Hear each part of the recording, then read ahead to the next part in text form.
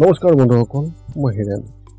আজি আপোনালোকক এই ভিডিঅ'টোৰ জৰিয়তে 2025 বৰ্ষত সিংহ ৰাশি ব্যক্তিসকলে কেনেদৰে ফলাফল লাভ কৰিব তাৰ সম্পূৰ্ণ তথ্য আপোনালোকক এই ভিডিঅ'টোৰ জৰিয়তে আগবঢ়োৱা হৈছে, যাতে আপোনালোকে এই 2025 বৰ্ষৰ সম্পূৰ্ণ ফলাফল আপোনালোকে লাভ কৰিব পাৰে। প্ৰথমে মোৰ চেনেলটো আপোনালোকে ছাবস্ক্ৰাইব কৰি ল'ব, যাতে মোৰ পিছৰ ভিডিঅ'বিলাক আপোনালোকে সহজে লাভ কৰিব পাৰে। লগতে মোৰ ভিডিঅ' যদি ভাল লাগে তেন্তে লাইক আৰু শ্বেয়াৰ কৰিব, কমেণ্ট কৰি আপোনালোকৰ মনৰ ভাৱ প্ৰকাশ কৰিব। এতিয়া আহোঁ মোৰ বিষয়লৈ। এই 2025 বৰ্ষত সিংহ ৰাশি ব্যক্তিসকলে এওঁলোকৰ ৰাশিফল অনুসৰি এওঁলোকৰ ফলাফলৰ বৰ্ণন সম্পূৰ্ণ তথ্য আপোনালোকক এই ভিডিঅ'টোৰ জৰিয়তে আগবঢ়াইছে। আপোনালোকৰ এই 2025 বৰ্ষত কেনেধৰণৰ পৰিৱৰ্তন হ'ব পাৰে সেই কথা এই ভিডিঅ'ত উল্লেখ কৰা হৈছে। সেইবোৰৰ লগত জড়িত সকলো সঠিক ভৱিষ্যতবাণী আপোনালোকে এই ভিডিঅ'ত লাভ কৰিব। আৰু এই 2025 বৰ্ষৰ সম্পূৰ্ণৰূপে বৈদিক জ্যোতিষৰ ওপৰত আধাৰিত আৰু সকলো গ্ৰহৰ অৱস্থান আৰু পৰিবহণৰ হিচাপ কৰি এই ভিডিঅ' প্ৰস্তুত কৰা হৈছে। 2025 বৰ্ষত সিংহ ৰাশিৰ ব্যক্তিসকলৰ জীৱনত কেনেধৰণৰ ফলাফল দেখা যাব বা কেনেধৰণৰ ফলাফল লাভ কৰিব, আহকচোন জানি লওক এই ভিডিঅ'টোৰ জৰিয়তে। সিংহ ৰাশি ব্যক্তিসকলৰ এই ৰাশিফল অনুসৰি 2025 বৰ্ষত আপোনাৰ জীৱনত কি পৰিৱৰ্তন আহি আছে, আপোনাৰ ব্যক্তিগত জীৱনত কেনেধৰণৰ ফলাফল লাভ কৰিব আৰু আপোনাৰ পেছাদাৰী জীৱনত কেনেধৰণৰ হ'ব, সিংহ ৰাশিৰ ব্যক্তিসকলৰ বাবে এই বছৰটো কেনেধৰণে পাৰ কৰিব, ইয়াৰ ফলাফলৰ বিষয়ে জানি লওক। সৰ্বপ্ৰথম অৰ্থনৈতিকৰ ক্ষেত্ৰত আগবঢ়াইছোঁ। সিংহ ৰাশিৰ ব্যক্তিসকলৰ এই 2025 বৰ্ষত এওঁলোকৰ ভৱিষ্যতবাণী অনুসৰি 2025 বৰ্ষটো আৰ্থিকভাৱে আপোনাৰ বাবে এক অগ্ৰগতিৰ বছৰ বুলি প্ৰমাণিত হ'ব পাৰে। বছৰৰ আৰম্ভণিতে ৰাহু অষ্টম স্থানত আৰু মংগল গ্ৰহ দ্বাদশ স্থানত থাকিব আপোনাৰ খৰচ বৃদ্ধি কৰিবলৈ। কিন্তু মে' মাহত দেৱগুৰু বৃহস্পতি একাদশ স্থানত প্ৰৱেশ কৰিব আৰু ৰাহু মহাৰাজেও অষ্টম স্থানৰ পৰা স্থানান্তৰিত হ'ব সপ্তম ঘৰলৈ। ব্যৱসায়িক সুবিধা আনিব আৰু আন ধৰণৰ অতিৰিক্ত আৰ্থিক লাভৰ সম্ভাৱনাও গঢ়ি তুলিব। আপোনাৰ উপাৰ্জন বৃদ্ধি পাব। এটাতকৈ অধিক মাধ্যমেৰে আপোনাৰ ধন প্ৰদান কৰিব, যিয়ে আপোনাৰ আৰ্থিক অৱস্থা উন্নত কৰিব। অৱশ্যে মাৰ্চ মাহৰ শেষৰ পৰা শনি মহাৰাজ অষ্টম স্থানত থাকিব, যাৰ বাবে যিকোনো ধৰণৰ আদালতৰ বিবাদৰ বাবে আপুনি আৰ্থিক সুবিধা লাভ কৰিব পাৰে। ইয়াৰ লগতে হঠাৎ কিছু ধন লাভ কৰাৰ সম্ভাৱনাও থাকিব পাৰে, কিন্তু এই সময়ছোৱাত বিনিয়োগ কৰিলে আপোনাৰ ক্ষতি হ'ব। এতিয়া আহোঁ স্বাস্থ্যৰ সম্বন্ধীয় তথ্য। সিংহ ৰাশি ব্যক্তিসকলৰ এই 2025 বৰ্ষৰ ৰাশিফলৰ মতে যদি আপোনালোকক কোৱা হয় যে আপোনাৰ স্বাস্থ্যৰ কথা কওঁ, তেন্তে বছৰৰ আৰম্ভণি আপোনাৰ স্বাস্থ্যৰ বাবে অতি দুৰ্বল হ'ব। পঞ্চম স্থানত সূৰ্য, সপ্তম স্থানত শনি আৰু শুক্ৰ, লগতে দ্বিতীয় স্থানত কেতু আৰু অষ্টম স্থানত ৰাহু আৰু দ্বাদশ স্থানত মংগল গ্ৰহে আপোনাক স্বাস্থ্যজনিত সমস্যাৰ সৃষ্টি কৰিব, য'ত আপুনি জুৰুলা হৈ পৰিব পাৰে। কিন্তু আপোনাৰ সদিচ্ছাৰ শক্তিৰ বলত আৰু ৰোগ প্ৰতিৰোধ ক্ষমতা এই সকলোবোৰ সমস্যাৰ পৰা হাত সাৰিবলৈ আপুনি সফল হ'ব পাৰিব। বছৰৰ দ্বিতীয়াৰ্ধ আপোনাৰ বাবে তুলনামূলকভাৱে অধিক অনুকূল হ'ব, কাৰণ ৰাহু সপ্তম স্থানত প্ৰৱেশ কৰিব, মংগল গ্ৰহৰ দ্বাদশ স্থানৰ পৰা ওলাই আহিব আৰু বৃহস্পতি একাদশ স্থানত আহিব। আপোনাৰ স্বাস্থ্যজনিত সমস্যা হ্ৰাস পাব পাৰে, কিন্তু শনি তাতেই থাকিব বছৰটোৰ ভিতৰত অষ্টম ঘৰত। গতিকে আপুনি আপোনাৰ স্বাস্থ্যৰ যত্ন ল'ব লাগিব। সৰু সমস্যা এটাক আওকাণ কৰিলে আপোনাৰ বাবে সমস্যা হ'ব পাৰে। গতিকে আপুনি তৎক্ষণাত চিকিৎসাৰ বাবে আগবাঢ়ি যোৱাটো অতি ভাল হ'ব। এতিয়া আপোনালোকক আগবাঢ়িছোঁ আপোনালোকৰ কেৰিয়াৰৰ সম্বন্ধীয় তথ্য। সিংহ ৰাশি ব্যক্তিসকলৰ এই 2025 বৰ্ষৰ মতে যদি আপোনালোকক আপোনাৰ কেৰিয়াৰ কথা কওঁ, তেন্তে কৰ্মৰত ব্যক্তিসকলে ভাল সুবিধা পোৱাৰ সম্ভাৱনা থাকিব আৰু আৰম্ভণিতে 10ম স্থানৰ অধিপতি শুক্ৰ মহাৰাজ 7ম স্থানত থাকিব।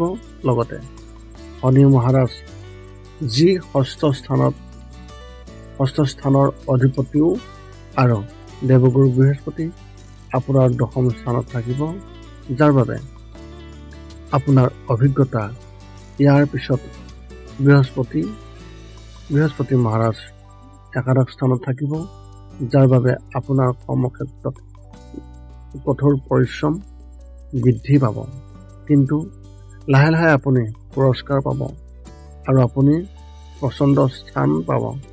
বছৰৰ শেষৰ মাহবোৰত সফলতা লাভ কৰিব। বছৰৰ মাজভাগত কামৰ লগত জড়িত ভ্ৰমণৰ সুযোগ থাকিব। ব্যৱসায় কৰা ব্যক্তিসকলৰ বাবে বছৰৰ আৰম্ভণি বহুত ভাল হ'ব। শনি আৰু শুক্ৰ মহাৰাজৰ কৃপাত আপুনি সুদূৰ প্ৰবাসী ফলাফল পাব, যাৰ বাবে ব্যৱসায়ত আহি থকা কিছুমান নতুন প্ৰত্যাহ্বান এতিয়া আঁতৰি যাব আৰু ব্যৱসায়টো আগবাঢ়ি যাব। এইবাৰ ব্যৱসায়ৰ ক্ষেত্ৰত বিশেষ লাভৰ সম্ভাৱনা থাকিব পাৰে। যিকোনো ধৰণৰ আইনী জটিলতাৰ পৰা হাত সাৰিবলৈ আপুনি চেষ্টা কৰাটো অত্যন্ত প্ৰয়োজন। এতিয়া আপোনালোকক শিক্ষাৰ সম্বন্ধীয় তথ্য আগবঢ়াইছোঁ। যদি আপোনালোকক এই সিংহ ৰাশিৰ ব্যক্তিসকলৰ অৰ্থাৎ যিসকল ছাত্ৰ ছাত্ৰী তেওঁলোকৰ কথা কওঁ, তেন্তে বছৰৰ আৰম্ভণি আপোনাৰ বাবে খুবেই ভাল হ'ব। ডিগ্ৰী লৈ থকাসকলে কেম্পাছত ইণ্টাৰভিউত সফলতা লাভ কৰিব আৰু এওঁলোকে চাকৰি পাব পাৰে। 5ম স্থানৰ অধিপতি বৃহস্পতি মহাৰাজ বছৰৰ আৰম্ভণিতে 10ম স্থানত থাকিব আৰু তাৰপিছত মে' মাহত তেওঁ আপোনাৰ একাদশ স্থানলৈ আহি সম্পূৰ্ণ দৃষ্টিৰে 5ম স্থানলৈ দৃষ্টি ৰাখিব, যিটো শিক্ষাৰ ক্ষেত্ৰত ডাঙৰ সফলতাৰ সম্ভাৱনা দিব। জ্ঞান আহৰণৰ হেঁপাহো আপোনাৰ মনত স্বাভাৱিকতে উদ্ভৱ হ'ব। শিক্ষা লাভত সফলতা লাভ কৰিব। প্ৰতিযোগিতামূলক পৰীক্ষাৰ বাবে প্ৰস্তুতি চলোৱা ছাত্ৰ ছাত্ৰীসকলে কঠোৰ পৰিশ্ৰমৰ ভিত্তিত এইবাৰ সফলতা লাভ কৰাৰ সম্ভাৱনা অত্যন্ত প্ৰবল দেখা গৈছে। যদি আপুনি উচ্চ শিক্ষা গ্ৰহণ কৰিব বিচাৰি আছে, তেন্তে বছৰৰ প্ৰথম 2 মাহ আপোনাৰ বাবে খুবেই ভাল হ'ব। তাৰপিছতো আপোনাৰ কষ্টই আপোনাক সফলতা কঢ়িয়াই আনিব। কিন্তু প্ৰাৰম্ভিক মাহত বিদেশলৈ গৈও পঢ়া শুনাৰ সপোনটো আপুনি পূৰণ কৰিব পাৰে। আপোনাৰ একাগ্ৰতা বৃদ্ধি পাব। এতিয়া আপোনালোকৰ পাৰিবাৰিক জীৱনৰ তথ্য আগবঢ়াইছোঁ। সিংহ ৰাশি ব্যক্তিসকলে এই 2025 বৰ্ষত এওঁলোকৰ ৰাশিফলৰ অনুসৰি এই 2025 বৰ্ষটো আৰম্ভণিতে পাৰিবাৰিক জীৱনৰ বাবে অতি অনুকূল হ'ব। 4ৰ্থ স্থানত মহাৰাজ বুধ আৰু 10ম স্থানত দেৱগুৰু বৃহস্পতিৰ উপস্থিতি থাকিব, যাৰ বাবে পৰিয়ালৰ সদস্যসকলৰ মাজত পাৰস্পৰিক সম্প্ৰীতি সুদৃঢ় হ'ব। ইজনে সিজনৰ প্ৰতি মৰমৰ অনুভূতি থাকিব। ইজনে সিজনক সন্মান কৰিব।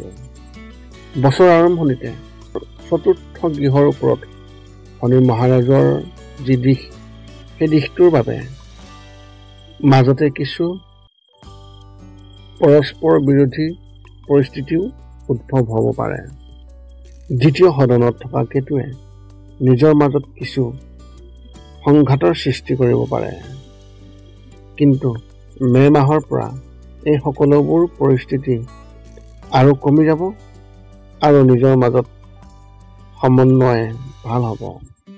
দেৱগুৰু বৃহস্পতিৰ একাদশ স্থানত থাকি পঞ্চম স্থান, তৃতীয় স্থান আৰু সপ্তম স্থান দেখি পত্নী, পৰিয়ালৰ কনিষ্ঠ সদস্য আৰু সন্তানৰ মাজত সুসম্প্ৰীতি দেখা যাব। ভাই ভনীৰ সৈতে আপোনাৰ সম্পৰ্ক আন্তৰিক হৈ পৰিব আৰু ল'ৰা ছোৱালীৰ লগত জড়িত ভাল খবৰ লাভ কৰিব, যিয়ে ঘৰত সমৃদ্ধি কঢ়িয়াই আনিব আৰু পাৰিবাৰিক জীৱনটো খালি যেন দেখা যাব। এতিয়া আপোনালোকক বিবাহিত জীৱনৰ বিষয়ে সম্পূৰ্ণ তথ্য আগবঢ়াইছোঁ। সেইগৰাকী ব্যক্তিসকলৰ এই 2025 বৰ্ষৰ ৰাশিফল অনুসৰি যদি আপোনালোকক ইয়াৰ বৰ্ণন কৰিবলৈ যাওঁ, তেন্তে আপোনাৰ বিবাহিত জীৱনৰ কথা কওঁ, তেন্তে আপোনাৰ আৰম্ভণি অনুকূল হ'ব। আপোনাৰ আৰু আপোনাৰ জীৱনসংগীৰ মাজত সম্প্ৰীতি থাকিব।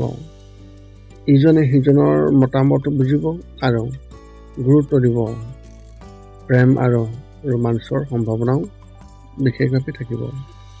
আপুনিও আপোনাৰ পত্নী বা স্বামীৰ সৈতে দীঘলীয়া ভ্ৰমণ কৰিব পাৰে। মাৰ্চ মাহত শনি মহাৰাজ অষ্টম ঘৰলৈ গুচি যাব, য'ত ৰাহু মহাৰাজ উপস্থিত থাকিব।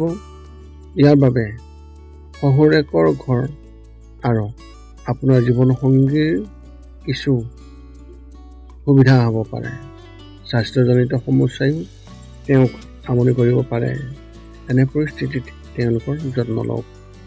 ইয়াৰ পিছত মে' মাহৰ ৰাহু মহাৰাজে সপ্তম স্থানত প্ৰৱেশ কৰিব আৰু দেৱগুৰু বৃহস্পতিয়ে একাদশ স্থানৰ পৰা সপ্তম স্থানত দৃষ্টি কৰিব, যাৰ বাবে পত্নী বা স্বামীৰ সৈতে সম্পৰ্ক ভাল হ'ব। আপোনালোকৰ মাজত বন্ধুত্ব বৃদ্ধি পাব আৰু আপোনালোকে শহুৰ বা শাহুকো সহায় কৰিব।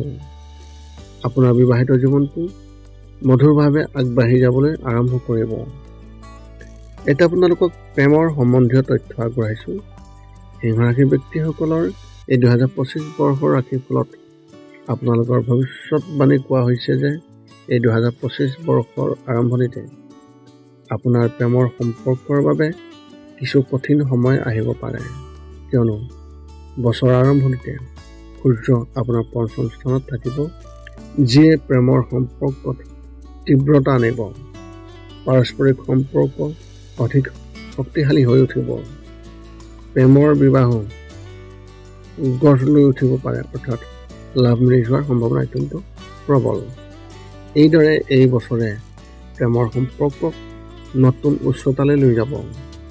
ইয়াৰ পিছত অক্টোবৰৰ পৰা ডিচেম্বৰৰ ভিতৰত যেতিয়া দেৱগুৰু বৃহস্পতি দ্বাদশ স্থানলৈ স্থানান্তৰিত হ'ব, তেতিয়া আপোনাৰ আপোনজনে হয়তো কিছু বিশেষ কৃতিত্ব লাভ কৰিব, কিন্তু তেওঁ কিছু সময়ৰ বাবে আঁতৰি যাব লাগিব। এনে পৰিস্থিতিত ধৈৰ্য ধৰিব লাগিব, তেতিয়াহে আপোনালোকে সফল হ'ব পাৰিব। এতিয়া আপোনালোকক এই 2025 বৰ্ষত আপোনালোকে কেনেধৰণৰ প্ৰতিকাৰ অৱলম্বন কৰিব লাগিব তাৰ এই তথ্য আগবঢ়াইছোঁ। সৰ্বপ্ৰথম দৈনিক শ্ৰী আদিত্য হৃদয় সূত্ৰ আবৃত্তি কৰিব লাগিব। 2 নম্বৰত শাৰীৰিক সমস্যাৰ ক্ষেত্ৰত লোহাৰ সামগ্ৰী দান কৰক। 3 নম্বৰ হৈছে ব্যৱসায় সম্পৰ্কীয় সমস্যাৰ বাবে শিৱলিংগত খুবেই সুগন্ধি আগবঢ়াওক। 4ৰ্থতে হৈছে সকলো ধৰণৰ সফলতাৰ বাবে মংগলবাৰে অতি মৰমেৰে, অৰ্থাৎ অতি শ্ৰদ্ধাৰে হনুমান প্ৰভুক 4টা কল আগবঢ়াব লাগিব। সকলোবোৰ জ্যোতিষৰ সমাধানৰ বাবে আপোনালোকে এই চেনেলত যোগাযোগ কৰিব পাৰে, আৰু লগতে আপোনালোকে এই চেনেলৰ লগত যোগাযোগ ৰাখিবলৈ আপোনালোকে এই চেনেলটো ছাবস্ক্ৰাইব কৰি ল'ব, যাতে ইয়াৰ পিছৰ আপডেট, অৰ্থাৎ ইয়াৰ পিছৰ যি তথ্য আপোনালোকে সঠিকভাৱে সঠিক সময়ত লাভ কৰিব পাৰে। পুনৰ লগ পাম অন্য এটা ভিডিঅ'ত। আজিলৈ ধন্যবাদ।